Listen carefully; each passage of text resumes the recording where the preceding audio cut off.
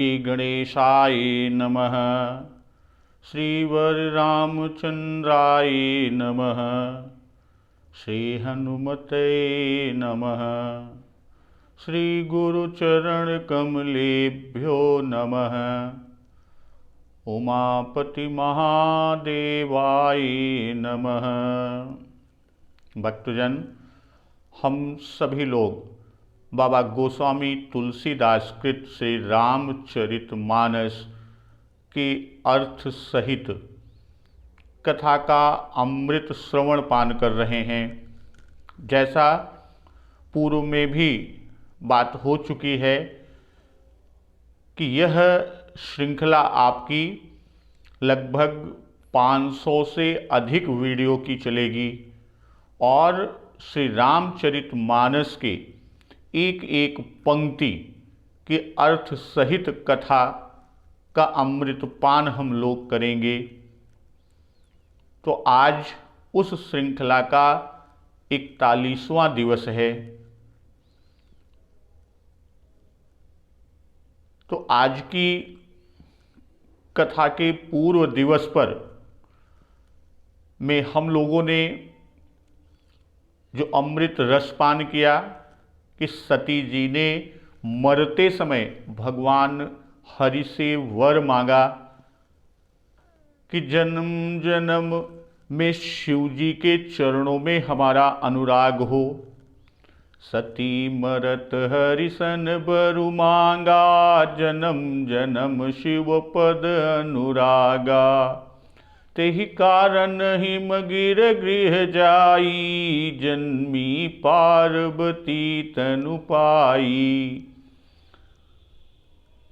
तो प्रभु श्री हरि से जो वरदान प्राप्त किया था उसी के निमित्त पर्वतराज हिमांचल जी के यहाँ पार्वती तन में अवतरित हुई और पार्वती जी के जन्म या अवतरण की सूचना का समाचार जब देवर्षि नारद जी को मिलता है तो देवर्षि नारद जी पर्वतराज के यहाँ आते हैं कि नारद समाचार सब पाए, कौतुक कहीं गिर गेह सिधाए। शैल राज बड़ आदर कीन्हा, पद पखारी बर आसन दीन्हा। तो हिमांचल जी देवर्षि नारद जी से कहते हैं कि आप त्रिकालज्ञ हैं, आप सर्वज्ञ हैं, तो आप विचार कर, हृदय से विचार कर हमारी कन्या अर्थात पार्वती जी के दोष गुण को कहिए। त्रिकालज्ञ सर्वज्ञ तुम, गति सर्वत्र तुम्हारी। कहो सुता के दोष गुण, मुनिबर हृदय विचारी। तो देवर्षि नारद जी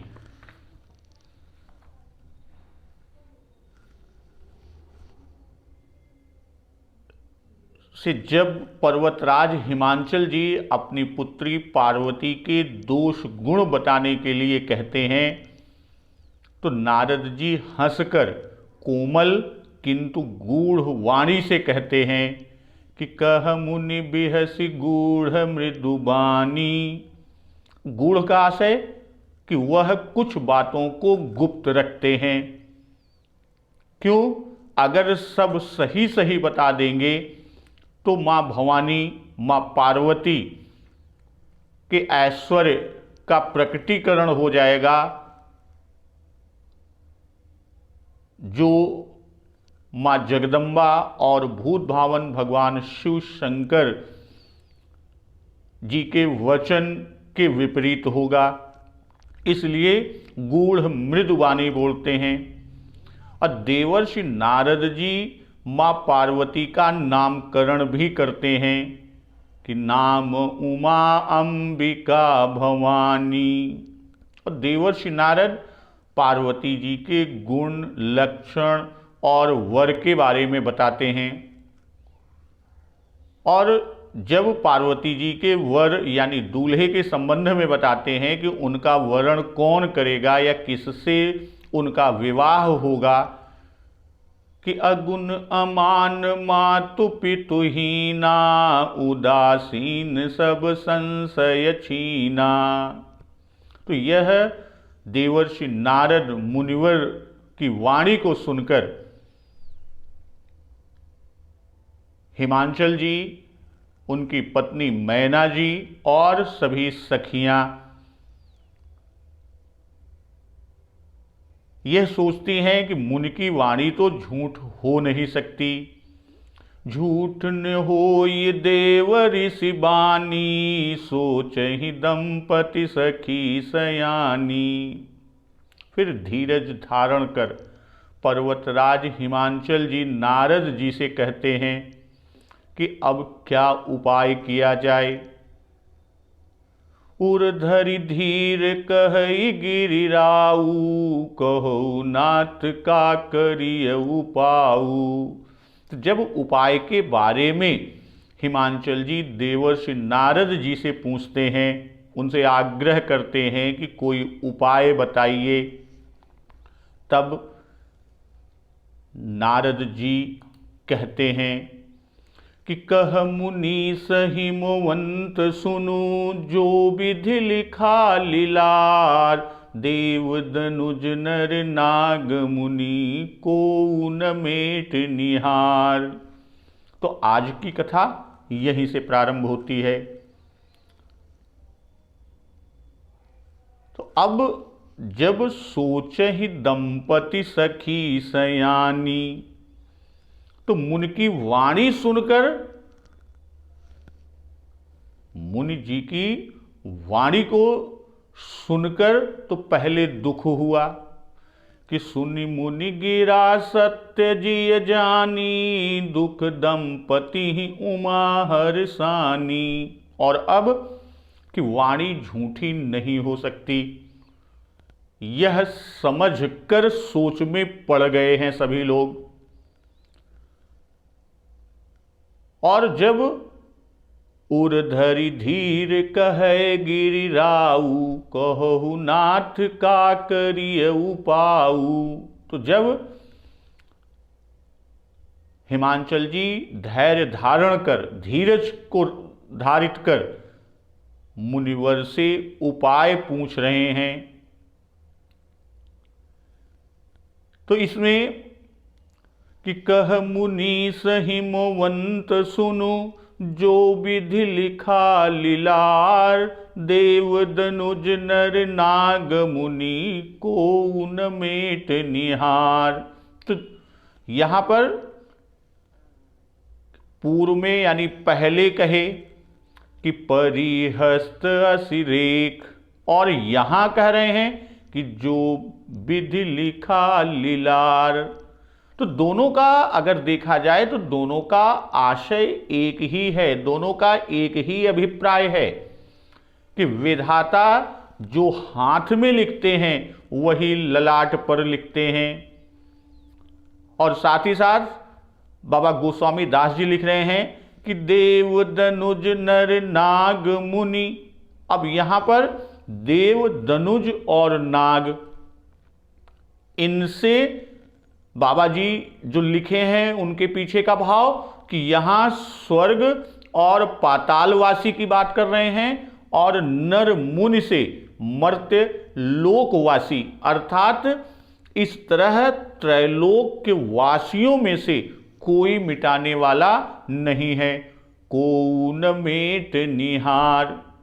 तो यहां पर बाबा गोस्वामी तुलसीदास जी विधाता ललाट पर कर्मानुसार भावी लिख देते हैं।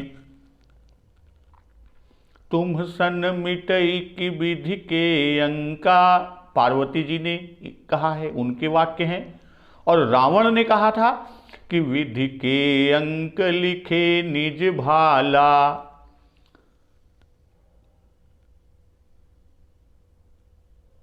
अकौन मेट निहार, जैसे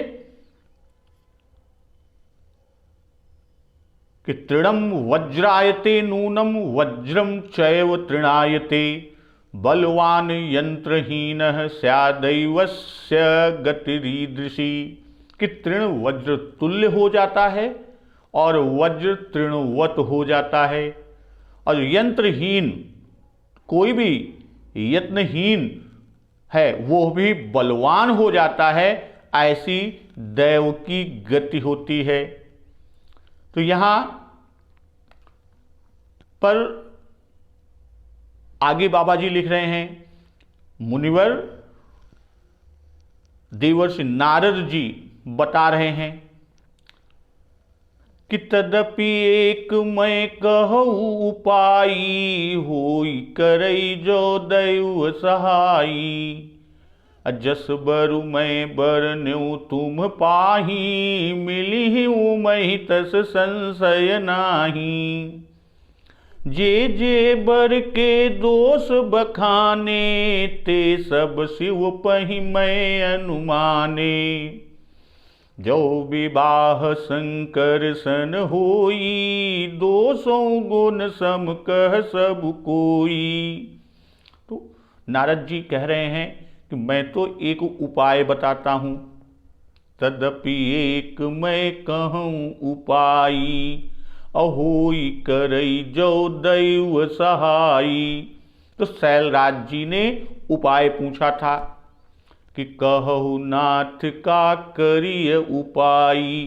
तो अब नारद जी वही उपाय बता रहे हैं, अर्थात यहां शिक्षा देते हैं कि प्रारब्ध और पुरुषार्थ दोनों ही मनुष्य का कर्तव्य है।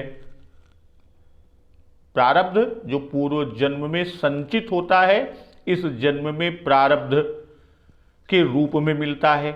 तो प्रारब्ध जानकर भी मनुष्य को पुरुषार्थ से नहीं चूकना चाहिए, यानी उसे अपना पुरुषार्थ करते रहना चाहिए।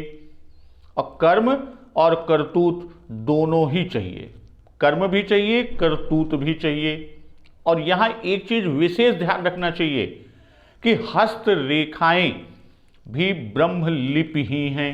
जो हाथों की रेखाएं, हस्त की रेखा, वह ब्रह्मलिपि ही है। तो इनसे भाग्य का निर्णय होता है। पर मनुष्य के पाप, पुण्य, संग, कुसंग, भगवत निंदा, भगवत भजन, इन सब से हस्त रेखाएं बदलती भी हैं, मिटती भी हैं और नई रेखाएं उत्पन्न भी होती रहती हैं। जैसे शरीर पर तिल आदि के जो लक्षण हम आप कहते हैं कि इनके शरीर पर लक्षण है, तो उनका भी यही हाल है। तो इसलिए मनुष्य का कर्तव्य है कि वह मंगल कल्याण के लिए पुरुषार्थ करने से कभी न चूके, अर्थात हमेशा पुरुषार्थ मंगल कल्याण के हेतु निमित्त करते रहे।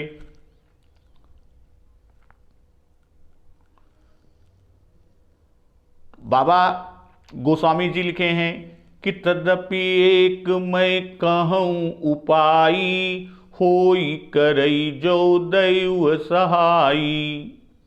तो यहां पर दैवम दिष्टम भागधेयम, ये अमर कोश के वचन से है।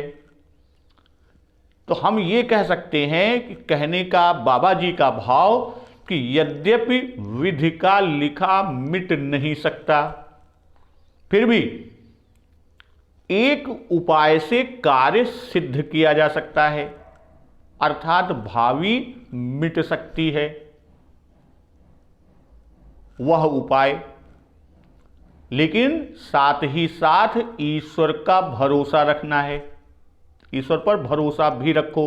और यहां जो लिखा,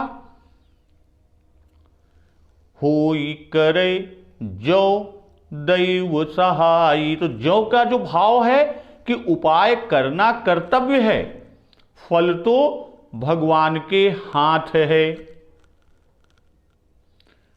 भगवत गीता में भी श्री कृष्ण जी ने कहा है कि हमें कर्म करना चाहिए, फल ईश्वर अर्थात भगवान के ऊपर छोड़ देना चाहिए। तो बाबा गोस्वामी तुलसीदास जी अब यहां पर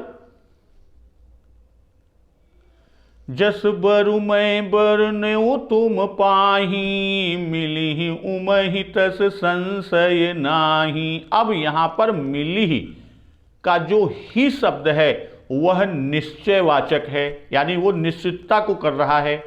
और पाही का मतलब से। तो जस बरु मैं बरन्यो तुम पाही, तो अब हमने जो लक्षण वर के बताए हैं उन्हीं लक्षणों वाला वर। तो जे जे वर के दोष बखाने, ते सब शिव पहि मैं अनुमाने। तो मैंने लक्षणों को बताया है कि यह अमुक लक्षण वाला वर होगा। हमने व्यक्ति नहीं बताया कि अमुक व्यक्ति से ये विवाहित होंगी। तो व्यक्ति नहीं कि हम जो बता रहे हैं ये वही वर है, अर्थात यह दोष हमने शिव जी में अनुमान किए। सब शिव पहि मैं अनुमाने, वह सब ते सब शिव पहि मैं अनुमाने। तो वह शिव जी में अनुमान किए हैं। और यदि यह निश्चय कह दें तो माधुर्य में उपाय और वात्सल्य अर्थात माधुर्य भाव खत्म होता रहेगा, चला जाएगा। इसीलिए यहां पर बाबा गोस्वामी तुलसीदास जी ने यही सोचकर अनुमान लिखा और देवर्षि नारद ने अनुमान कहा। नारद जी जानते हैं कि शिव जी में वे दोष नहीं है, इसी से कह रहे हैं कि ते सब शिव पहि मैं अनुमाने। तो आप ही ने दोष कहे और आप ही ने अनुमान कर वर भी निश्चय कर दिया। कौन? कि शिव जी।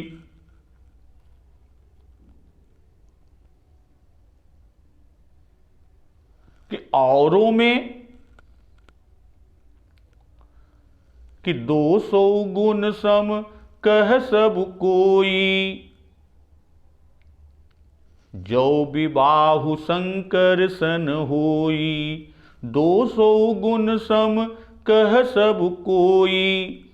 कहने का आशय कि औरों में अर्थात जीवों में तो ये लक्षण दोष ही माना जाएगा, यह माना जाता भी है, परंतु शिव जी में ये लक्षण गुण के ही समान माने गए हैं, यानी वह अवगुण भी गुण के सदृश माना गया और वे गुण ही हैं।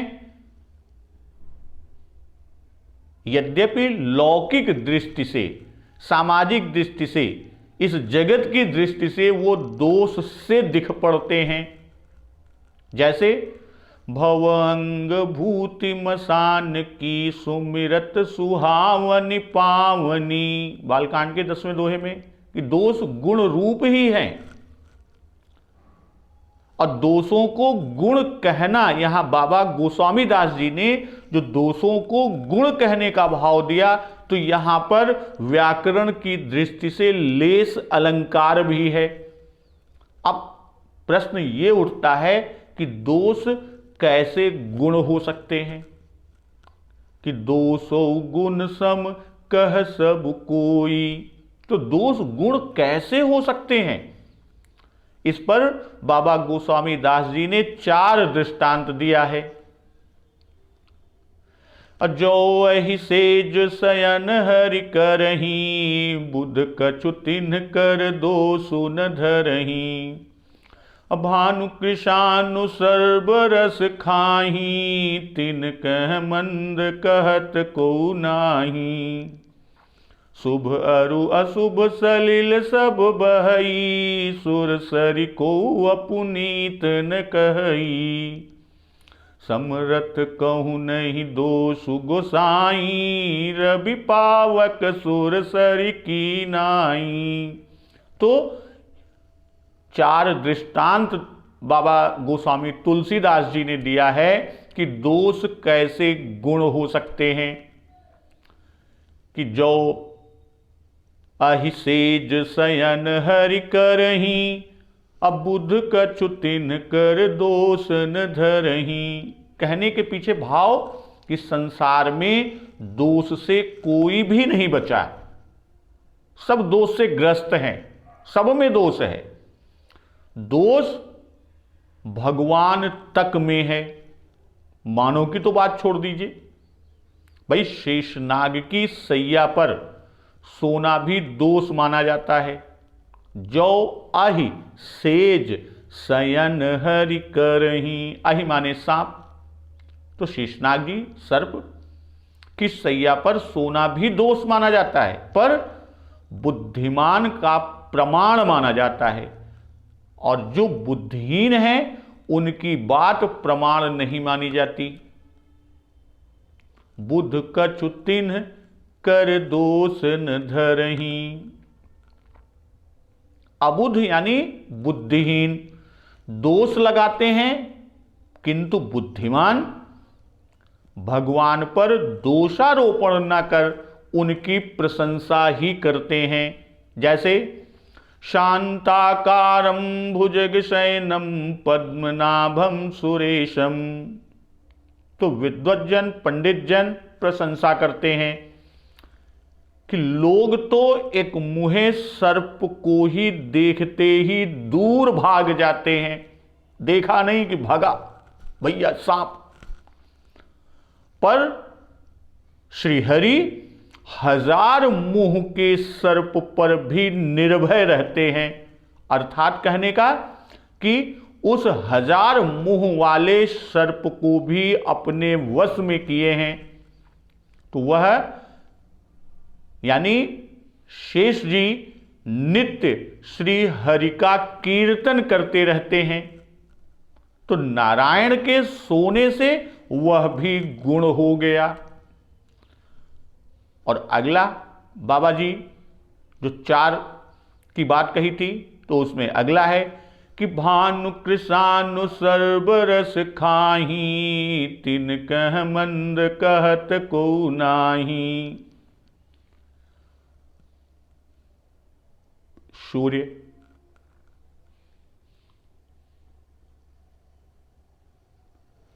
गंदगी आदि के रस को भी अपनी किरणों से खींचते हैं, और गंगा यमुना सरस्वती सरयू सागर आदि का पवित्र जल भी खींचते हैं।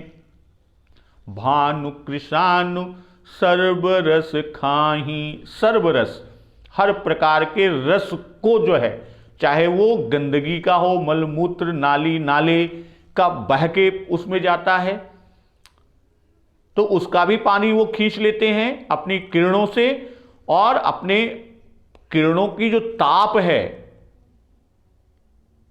उससे वो खींच लेते हैं, और गंगा यमुना सरस्वती सरजू सागर मंदाकिनी कृष्णा कावेरी आदि के पवित्र जल को भी खींचते हैं। तो यहां पर भले बुरे का विचार कुछ नहीं करते, और बुरी भली का विचार जो नहीं करता उसी को साधारणतः लोग मंद बुद्धि कहते हैं। कहते हैं कि के अंदर भले बुरे को कोनो सोच नहीं आए, किसी प्रकार का विचार इसमें नहीं है। किंतु यहां सूर्य को कोई दोष न देकर, तिन कह मंद कहत को नाही, तो सूर्य को कोई दोष न देकर बल्कि उसके विपरीत, उसके उल्टे यह कहते हैं कि उनकी सब पर समान दृष्टि है, ऊंच नीच पवित्र अपवित्र यानी किसी में भेद नहीं, सब में एक समान दृष्टि है, और सभी उनकी स्तुति भी करते हैं। भाष्यते सर्वभक्षाय रौद्राय वस्पुखे नमः, ते नमः उक्तिम विधेय। तो यह भाव तिन कह मंद कहत को नाही, इसका हुआ। अशुभ अरु अशुभ सलिल सब बहई, सुरसरी को अपुनीत न कहई। तो गंगा जी का कर्म, उसमें सभी गंदगी भी गिरती है, मैला भी गिरता है, बहता है, और उसमें सरजू यमुना सरस्वती का जल भी मिलता है, और कर्म नासा का अशुभ जल भी मिलता है, पर उनमें अपुनीतता कोई नहीं मानता, न ही कोई कहता है। किसी का शरीर यदि अपवित्र माना जाए, या कहते हैं कि अपवित्र हो गया, तो अपवित्र होने पर लोग उसी गंगा जी के जल के पान से, यानी गंगा जी का जलपान कर अपने को पवित्र करता है। और इन सबको दोष क्यों नहीं दिया जाता? इनको अपवित्र क्यों नहीं माना जाता? भाई इनको भी तो अपवित्र मानना चाहिए। तो इसका कारण बाबा गोस्वामी जी आगे बताते हैं कि समर्थ को नहीं दोष गोसाई, अर्थात ये समर्थ हैं और समर्थ को दोष नहीं लगता। समर्थ कहूं नहीं दोष गोसाई, रवि पावक सुरसर की नाई। क्योंकि उसमें उस दोष के पचा डालने की शक्ति होती है, अर्थात उन सबको अपने अंदर पचा डालता है, और समर्थ दोषों को पचा डालता है। तो उसमें दोष भी विकार न उत्पन्न कर गुण का रूप धारण कर लेते हैं। भाई जैसे सूर्य सबका रस लेते हैं, पर वह रस एक बहुत ही गुणकारी वर्षा के जल के रूप में हो जाता है। भाई नदी नाले की भी पानी को खींचते हैं भानु कृषाणु, तो अपने ताप से उसको भी वाष्पित करके उससे भी रस को खींच लेते हैं, समुद्र से भी खींचते हैं, गंगा जल के पानी से भी खींचते हैं, सरजू जमुना सरस्वती कावेरी नर्मदा सबसे वो खींचते हैं। तो वो वर्षा जल का एक गुणकारी रूप बन जाता है।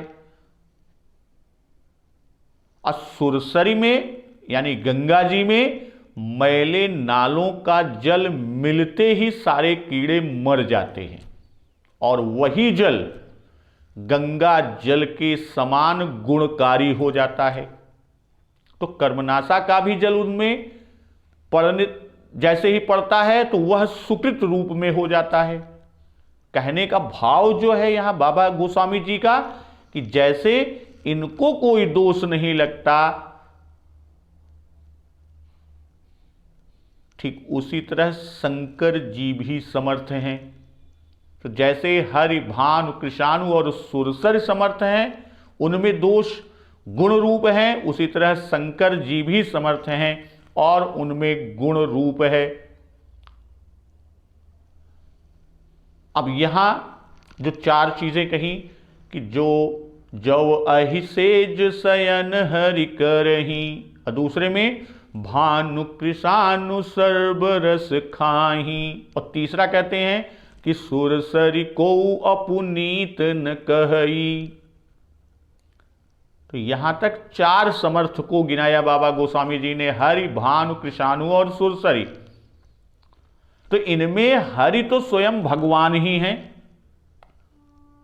इसलिए स्वयं समर्थ हैं, और भानु कृषाणु और सुरसरी ये क्रम से भगवान के नेत्र मुख और चरणोदक हैं, और भगवान के नेत्र मुख और चरणोदक होने से भगवान के संबंध से समर्थ हैं। पहले तो व्यष्टि रूप में चार कहे, अब इन्हीं को समर्थ कहकर एकत्रित रूप में कहते हैं कि रवि पावक सुरसरी की नाई। तो बाबा गोस्वामी तुलसीदास जी आगे लिखते हैं कि जो अस हिसिसा करहि नर, जड़ विवेक अभिमान, परहि कलप भरि नरक महु, जीव की ईस समान। हिसिसा, जो अस हिसिसा करहि नर, तो इसका हिसिसा का अर्थ है ईर्ष्यावश बराबरी करने का भाव या स्पर्धा का भाव। और हिसिसा करहि तो यानी ईर्ष्यावश बराबरी करने का मंद काम करना है।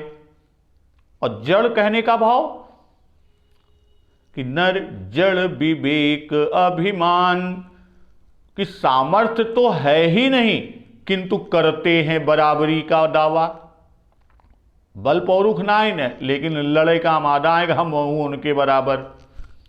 तो समर्थ होते तो दोष न लगता, यहां समर्थ नहीं है इसलिए बराबरी करने का फल मिलता है कि परहि कलप भरि नरक महु। तो उसी तरह यहां शुरू में अस हिसिसा करहि नर, बाबा जी ने कहा। और अंत में क्या कह रहे हैं बाबा जी इसी दोहे में, जीव की ईस समान। तो अर्थात बाबा जी यह बताना चाह रहे हैं कि जड़ बुद्धि वाले मनुष्य बराबरी करते हैं और कहते भी हैं कि जीव और ईश्वर तत्व एक ही है। जीव ईश्वरांश है यानी ईश्वर का अंश है। और जिस तरह ईश्वर के कर्म निर्लेप हैं, वे शुभ अशुभ कर्म करते हैं तो उनको वह कर्म बाधक नहीं बनते, नहीं होते और न ही कोई किसी प्रकार का दोष लगता है। तो वैसे ही जीव भी निर्लेप है और उसे शुभ अशुभ कर्म नहीं लगते।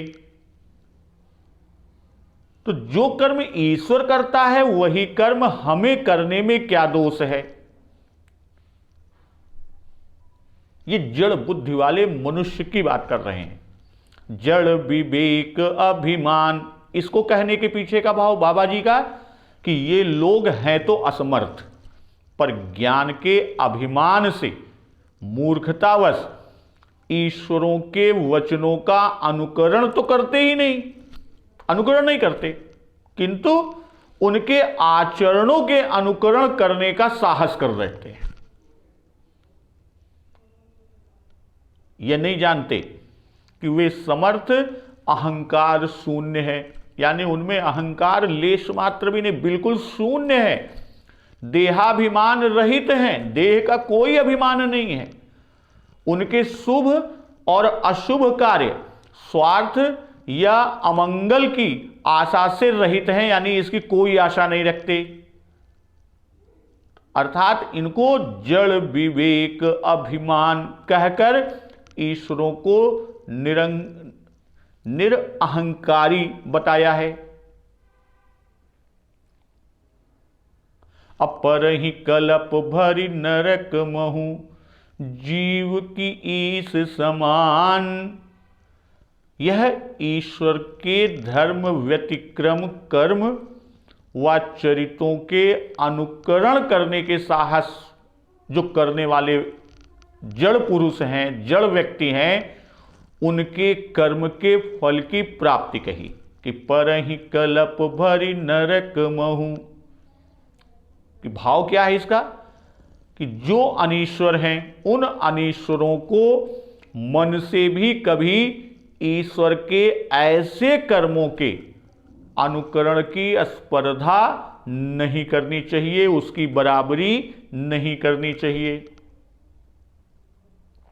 देवताओं और महर्षियों ने जो आचरण किए हैं, चाहे वो देवता हो या हमारे महर्षि हैं, उनके जो आचरण किए गए हैं, मनुष्यों को उनका अनुकरण न कर बल्कि उनके वचनों का ही अनुकरण करना चाहिए। अब यहां जीव की ईस समान, अब जीव का अर्थ, जीव का आशय बाबा गोस्वामी दास, जीव जीवात्मा अर्थात मनुष्य, प्राणी या अनीश्वर की बात कर रहे हैं। जैसे माया बस पर छिन्न जड़ जीव की ईस समान, उत्तरकांड के 11वें दोहे में। और वहीं उत्तरकांड के 117वें दोहे में, 117वें दोहे में ईश्वर अंश जीव अविनाशी चेतन अमल सहज सुख राशि सो माया बस भयउ गोसाई।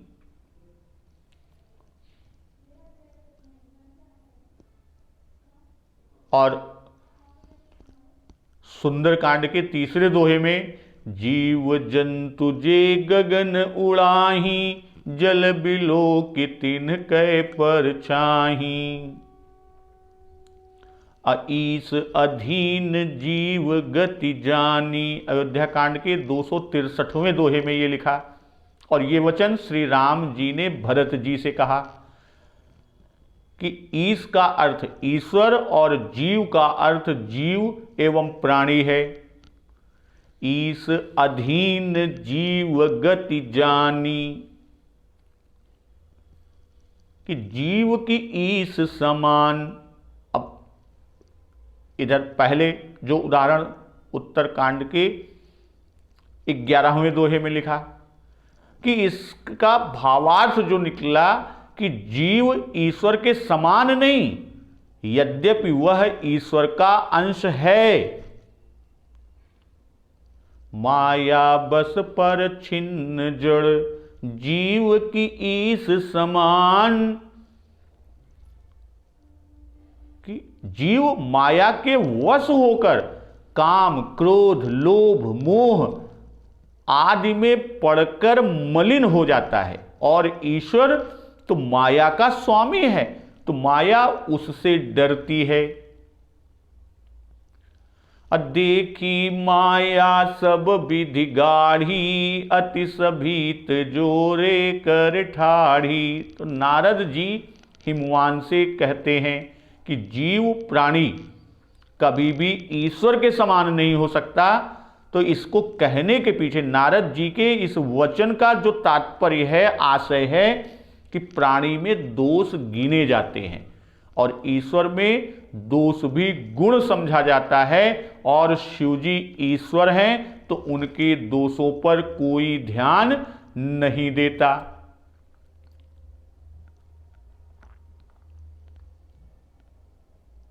असुर सरि जल कृत बारुन जाना कबहुन संत करहि तेहि पाना। सुर सरि मिले सो पावन जैसे ईस अनीस ही अंतर तैसे। गंगा जल से भी बनाई हुई मदिरा को जानकर संत लोग कभी भी उसका पान नहीं करते। सुर सरि जल कृत बारुन जाना, यानी गंगा जी के जल से बनी हुई मदिरा को भी जानकर कबहुन संत करहि तेहि पाना। संत कभी उसे पान नहीं करते, उसे ग्रहण नहीं करते। असुर सरि मिले सो पावन जैसे ईस अनीस ही अंतर तैसे। वही गंगा जी में मिल जाने पर वही मदिरा जैसे पवित्र हो जाती है, तो ईश्वर और अनीश्वर में वैसा ही भेद है। तो बाबा गोस्वामी तुलसीदास जी आगे लिख रहे हैं कि शंभु सहज समरथ भगवाना एहि विवाह सब विधि कल्याणा। दुराराध्य पय अहि महेशु आशुतोष पुनि किए कलेशु।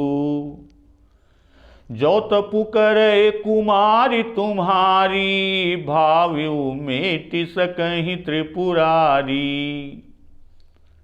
पहले यह कहकर कि समरथ कहु नहीं दोष गोसाई, और यहां शंभु सहज समरथ भगवाना। तो कहने के पीछे जो गोस्वामी जी का भाव है, नारद जी के मुख से यह उक्ति कहलाते हैं कि शिवजी समर्थ भी हैं और खडैश्वर्य संपन्न होने से ईश्वर भी हैं। इसलिए अगुण अमान आदि जो दोष उनमें हमने वर्ग बताए थे, तो आदि दोष उनमें दोष ना होकर गुण रूप में ही हैं, और ये सब गुण हैं। और सहज, शंभु सहज, सहज शब्द पद को देकर बाबा गोस्वामी दास जी बता रहे हैं कि शिव जी किसी के बनाए से समर्थ नहीं बने, उनका सामर्थ्य उपार्जित भी नहीं है, वे तो स्वभाव से स्वयं समर्थ हैं। इसलिए उनके साथ विवाह होने से सब प्रकार हित ही है। यही विवाह सब विधि कल्याणा, तो इससे हित ही है। और दुराराध्य पय अहि महेशु, आशुतोष पुण्य किए कलेशु। अब यहां दुराराध्य, यहां पर आराध्य में दुर उपसर्ग लगा है, यानी कठिन। तो आराधना बड़ी कठिन है। भाई रावण ने अपना सिर काट काट कर उनको चढ़ाया, तो जब बड़ी कठिन रीति से शिवजी आराधनीय हैं, तब ऐसा कठिन क्लेश उठाने से क्या लाभ।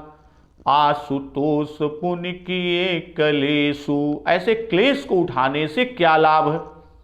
प्रसन्न होने पर वे क्या दे सकते हैं। यदि कष्ट उठाया जाए तो इस पर कहते हैं कि वे महेश हैं। दुराराध्य पय अहि महेशु, वे महेश हैं, महान ऐश्वर्य से भरे हैं। और यदि क्लेश को उठाया जाए तो प्रसन्न होने पर क्या नहीं दे सकते, अर्थात सब कुछ दे सकते हैं। और दुराराध्य हैं तो बहुत दिनों तक कष्ट उठाना पड़ेगा। नारद जी कह रहे हैं कि बहुत दिनों तक कष्ट उठाना पड़ेगा। और शंका की निवृत्ति के लिए आशुतोष पुण्य किए कलेशु कहा कि कष्ट उठाने से झट प्रसन्न भी हो जाते हैं, देर नहीं लगती। जो तपु करय कुमारी तुम्हारी, भाव्यु मेटि सकहि त्रिपुरारी। अब यहां त्रिपुरारी कहने का कि जैसे त्रिपुर को मारना कठिन था, वैसे ही भावी का मिटना भी कठिन है, या उसे मिटाना भी कठिन है। किंतु जैसे शिव जी ने, भूत भावन भगवान शंकर जी ने त्रिपुर को मारा, वैसे ही भावी मेटने को भी भूत भावन भगवान शिव शंकर जी समर्थ हैं। त्रिपुर को कोई देवता दैत्य आदि नहीं मार सके, शिव जी ने ही उसे मारा। अब पूर्व में जो कहा कि जो विधि लिखा लीलार, देव दनुज नर नाग मुनि को न मेट निहार। तो उस त्रिपुरासुर रूपी भावी को शिव जी ही मिटा सकते हैं, अन्य कोई देव दनुज उसे नहीं मिटा सकता। अब भावी हूं मेटि सकहि त्रिपुरा। अब मेटि सकहि, यदि शिव जी ही पति लिखे हैं तब तो वे मिलेंगे ही। अब पर यदि कोई और वर इन लक्षणों का पार्वती जी के रेख पर लिखा है, जो गुण लिखा है, तो उन सब को भी भूत भावन भगवान शिव शंकर जी मिटा सकते हैं। अब यहां पार्वती जी तो भगवती हैं, भवानी शिव शक्ति ही हैं, तो इनको तप में प्रवृत्त कराने के पीछे क्या कारण है। नारद जी इनको क्यों इतनी तपस्या के लिए प्रवृत्त कर रहे हैं, ये एक शंका है। भाई इसका उत्तर इस तरह से कह सकते हैं कि जब योग भ्रष्ट आदि उच्च कोटि के जीव किसी कारण से पृथ्वी पर देह को धारित करते हैं, उसे धारण करते हैं, तब उस देह के पार्थिव अंश के साथ कुछ माया के दोष भी आ जाते हैं।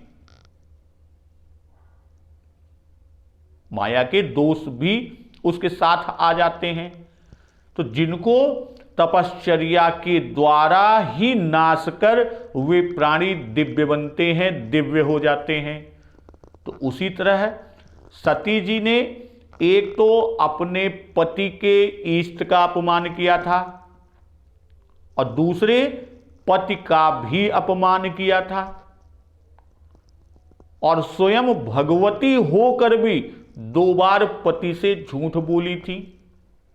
तो ये तो दोष पूर्व से ही थे, और अब पार्थिव शरीर ग्रहण किया तो उससे भी कुछ दोष का होना स्वाभाविक है। तो इन्हीं दोषों के नाश होने पर ही वे पुनः शिव जी की शक्ति होने के योग्य हो सकेंगी।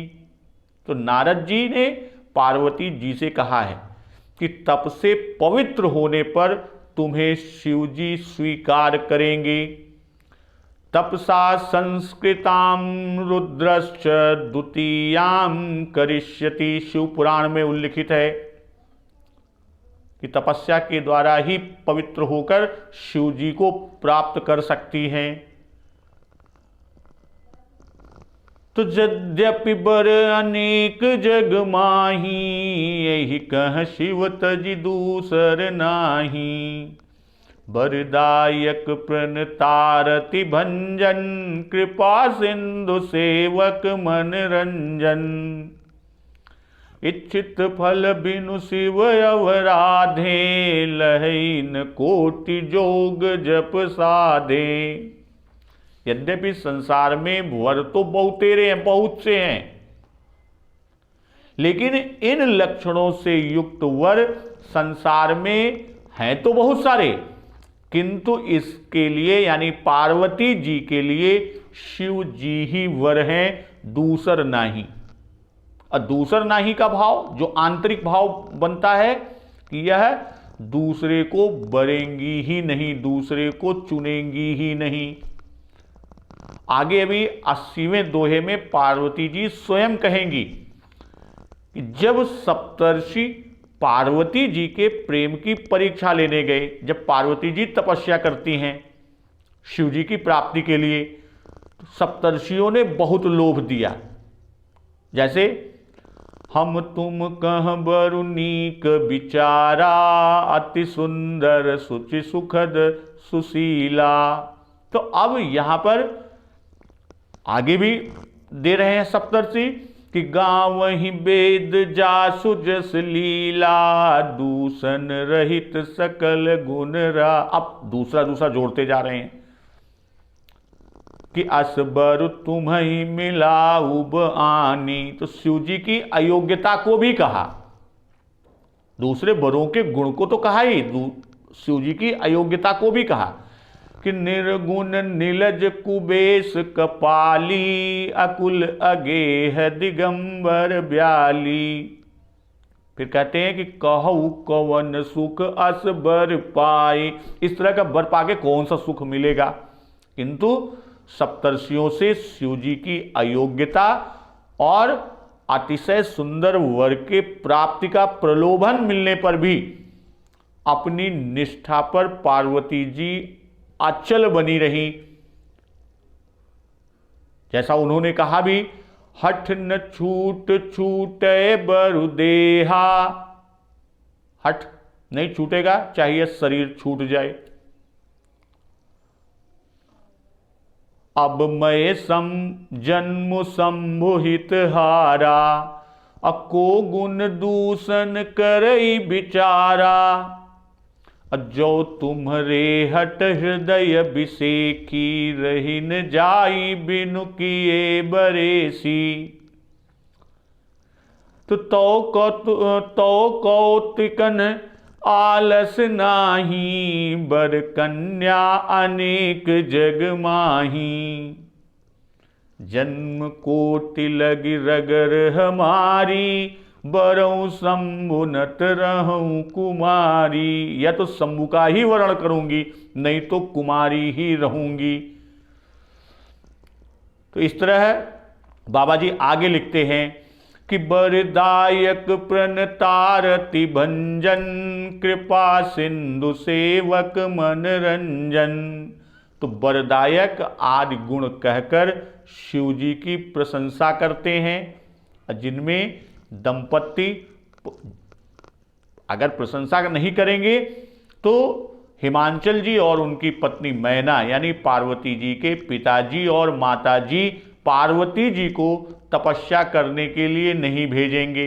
तो इसलिए शिव जी की प्रशंसा करते हैं कि दंपति पार्वती जी को तपस्या करने के लिए भेज दें और पार्वती जी का भी तपस्या में उत्साह बढ़ सके। अब वरदायक हैं, जैसे कि रावण आदि को वर दिए। अब प्रणतारति भंजन है कि गए जे शरण आरती के लीन्हे निरख निहाल निमिषि मह कीन्हे। विनय पत्रिका में उल्लेख किया है। अब कृपा सिंधु हैं, अर्थात कृपा उनके हृदय में अगाध समुद्रवत भरी हुई है। असेवक मनरंजन, पार्वती जी के मन की अभिलाषा पूर्ण करके उनको आनंदित करेंगे। और इच्छित फल बिनु शिव अवराधे लहीन कोटि जोग जप साधे। तो यहां शिवजी वर देते समय आगा पीछा कुछ नहीं विचार करते, जो भी सेवक मांगता है वही दे देते हैं, चाहे उल्टा अपने जी के जंजाल बन जाए, अपने जी जान पर क्यों ना बन पड़े।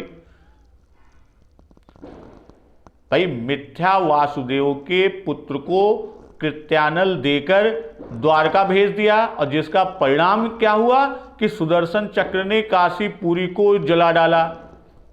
और उधर भस्मासुर को तो वरदान दे दिया कि तुम जिसके सिर पर हाथ रख दोगे वह भस्म हो जाएगा। तो वह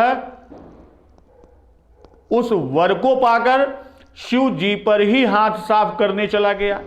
तो कहने का भाव यह है कि बिना किसी विचार के, किंचित भी सोचे विचारे मनोवांछित फल देने वाले शिव जी ही हैं। देवता बिना विचार विमर्श के, बिना विचारे वह वर को नहीं देते। तो यहां एहि कह शिव तज दूसर नाही, तो इसी का प्रसंग चल रहा है। इसीलिए इच्छित फल से पार्वती जी के लिए शिव जी की प्राप्ति रूपी इच्छित फल अभिप्रेरित है। और कारण कि इच्छित वरदान की प्राप्ति ब्रह्मादि देवता से भी मिल सकती है, उनसे भी हो सकती है, पर शिव जी की ही प्राप्ति हो इसके लिए तो उनकी ही आराधना करनी पड़ेगी।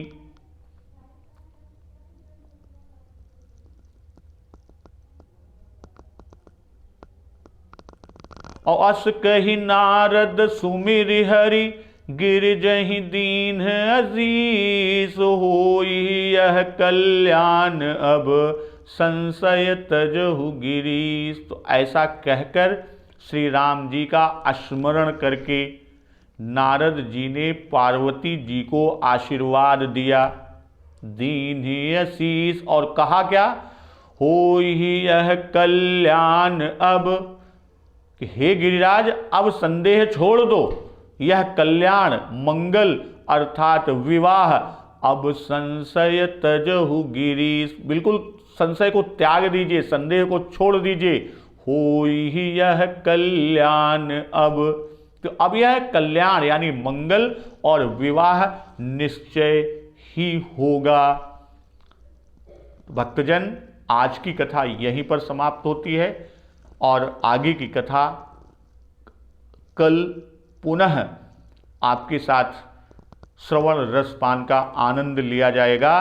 तो तो एक बार जोर से बोलिए सियावर रामचंद्र की जय, पवन सुत हनुमान की जय, जगत जननी माँ जगदम्बा की जय, गुरुदेव भगवान की जय, पार्वती पतये नमः। जय जय शिव शंभो।